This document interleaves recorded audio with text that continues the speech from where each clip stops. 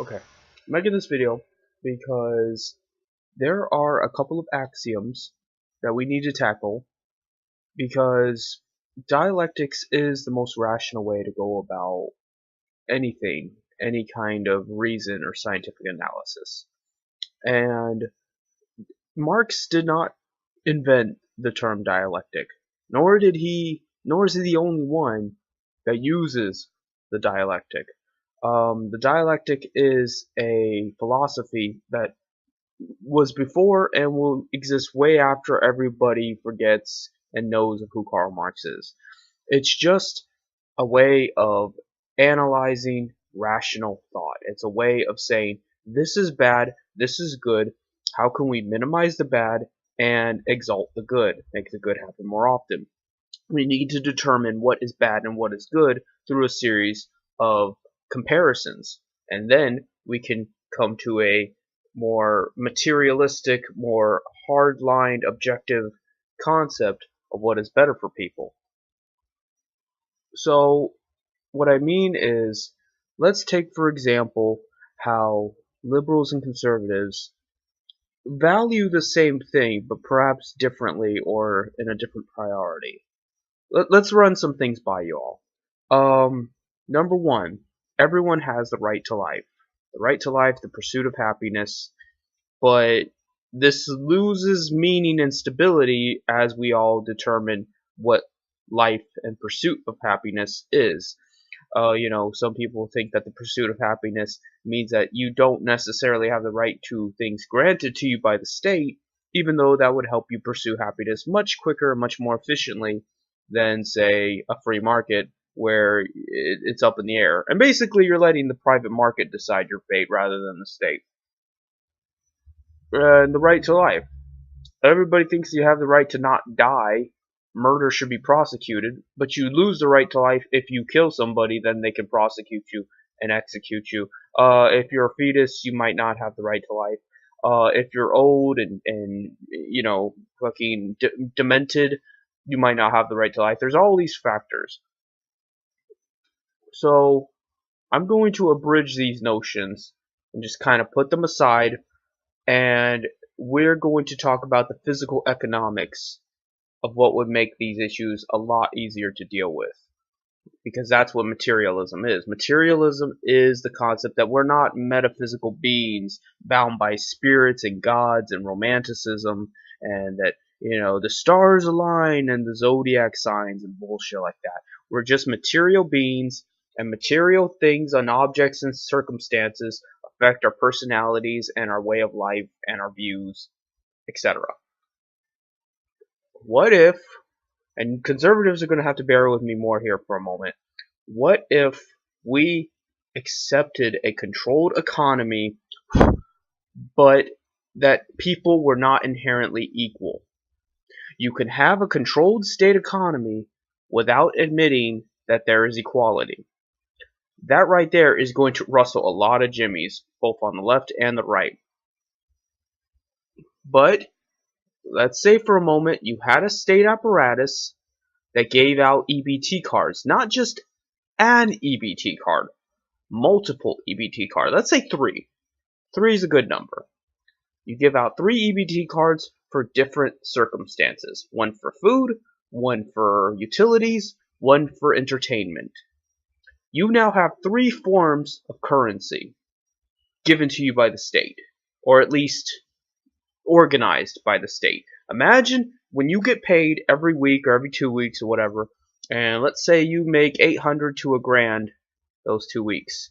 Now, instead of $1,000, just a flat grand that you are supposed to use on everything, you get a dividation of that grand to different things. Let's say 350. You get 350 in food. You get 350 in utility. You get 350 in entertainment. Now you've just made $50 extra if you look at it literally. Literally, you've just made $50 more than you would otherwise. But rationally, what else are you going to use your bi-weekly grand on besides stuff? Be it food, be it entertainment, be it utility, whatever. You got to pay your bills, that's utility. You got to pay to eat, that's food. You're going to get a new PS4 game or whatever, that's entertainment. You're going to do this shit anyway. Would it not stand to reason to divide it into 3 categories, maybe even more, probably not less so, because that would defeat the purpose. 3 categories, and then you get paid unevenly between these 3 categories based on your priority and the priority of your employer.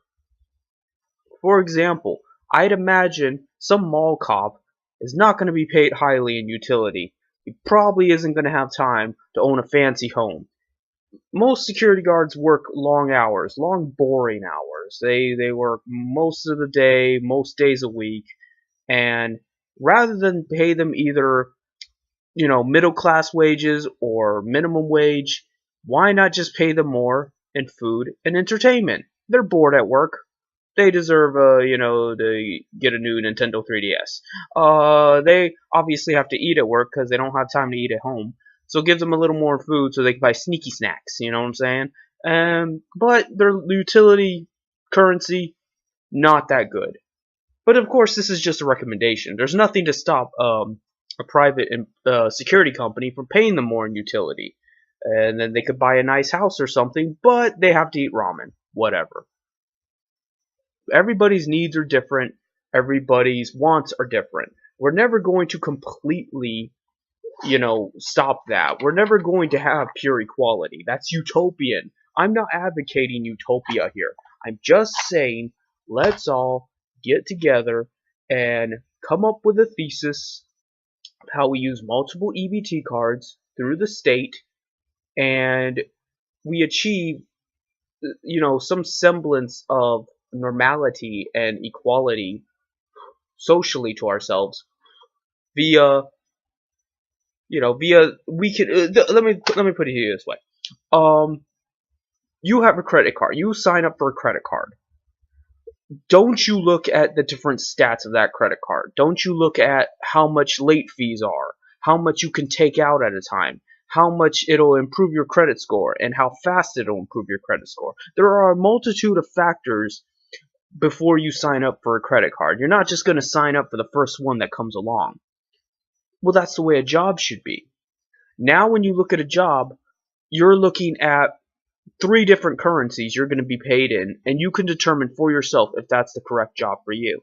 This will put employees back on the front of deciding where they work. It's an employer's market right now. It's been an employer's market for like fucking 50 years. But if there was multiple forms of currency, it would become more of an employee's market.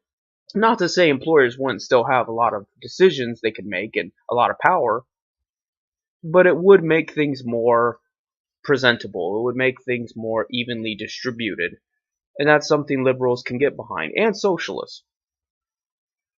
So, and I know new ideas are always they appear dangerous. There's nothing wrong with this idea, but I know people, normies, are always scared to try new things or even just think about new concepts because they worry about what's going to happen tomorrow. Well, what the fuck is going to happen? You're still going to go to work. You're still going to pay for the shit you got to pay for. You're still going to do all the same shit you do today. It's just going to be tomorrow. And it's just going to be a little bit different. Woo, scary. There's nothing to worry about. Fucking, if you get paid in 3 forms of dollars instead of 1 form of dollar, that only benefits you. Now you have 3 different forms of currency that can give your needs and your wants at different times, at different intervals, much more. You have more spending power, you have more control over where you work, you have more say in what you do, and what are you giving up?